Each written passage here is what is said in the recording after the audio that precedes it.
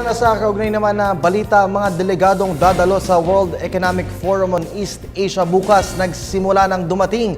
Alamin natin ang update ng balitang yan mula naman sa aming kasamang si George Bandola, live via phone patch. George, magandang hapon sa iyo dyan. Magandang hapon, Kirby. Nagsisimula na nga mga inaasahang delegado ng World Economic Forum dito sa dalawang pambansang terminal ng Ninoy Aquino sa lungsod ng Parañaque. Tatlong country leaders, 16 na finance ministers at tumigit kumulang sa 600 delegado ang inaasahang darating para sa 3 araw na pagpupulong ng World Economic Forum sa lungsod ng Pasay. At ang mga ito ay inaasahang tatalakay sa mas higit pang pagunlad ng Pilipinas bilang nangungunang driver sa buong Asia sa sektor ng regional growth.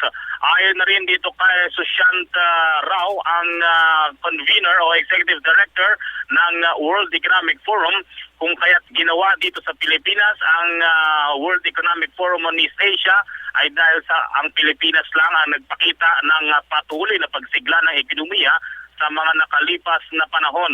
Inaasahang marereplicate o magagawa rin ito ng ibang mga bansa kung kaya't interesado silang matutunan ang mga practices, mga ideals and technologies na meron ng Pilipinas para sa kanilang mga sariling bansa.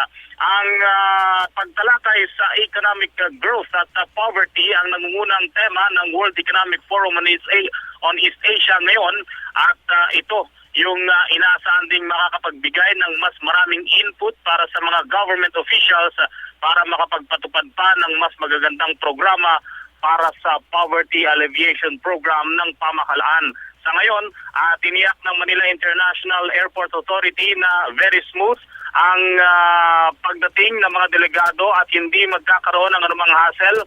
At kanina sa pagdaan namin dito nila Kuya Danny, ay nakita kong medyo maganda naman ang daloy ng trapiko. May mga pagsisikip lamang sa labasan ng mga international airport, pero may mga nakaantabay ng miyembro ng Metro Manila Development Authority at sa bawat kanto ay may mga motorcycle units na rin ng Philippine National Police, katulad na ipinangako nitong 6,000 pwersa lamang dito sa Task Force WEF.